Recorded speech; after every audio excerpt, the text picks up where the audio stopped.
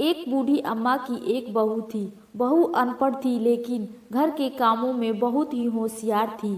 सास को अपनी बहू पसंद नहीं थी। बहू घर में रहकर सिलाई का काम करती थी। सास अपनी बहू को पसंद नहीं करती थी, किसी न किसी बात पर टोका करती थी। एक दिन सास की कुछ सहेलियां सास से मिलने आई। तभी कमला की एक सहेली ने देखा कि बहू सिलाई मशीन पर काम कर रही है। तभी उनमें से एक ने बोला, वाह कमला, तेरी बहू तो बड़ी ही होशियार है। सास ने जानबूझकर बहू को ठोकते हुए बोला कि बहू, तू जब कैंची से कोई कपड़ा काटती है तो कैंची को जमीन पर क्यों रख देती है, और जब कोई सुई का इस्तेमाल करती है तो तू उसको अपने बालों के जूड़ों में क्यों लगा लेती हो।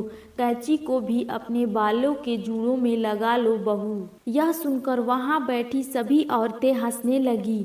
बहू ने बहुत ही प्यारा सा जवाब दिया, माँ जी, कैंची का काम काटने का होता है, और जो चीज़ काटने या तोड़ने का काम करती है समाज और खुद से दूर रखा जाता है। और सुई का काम जोड़ने का होता है। हमें हमेशा सुई जैसा बनकर रहना चाहिए, सबको साथ जोड़कर चलना चाहिए, और इसीलिए सुई को ऊपर रखा जाता है और कैंची को नीचे रखा जाता है।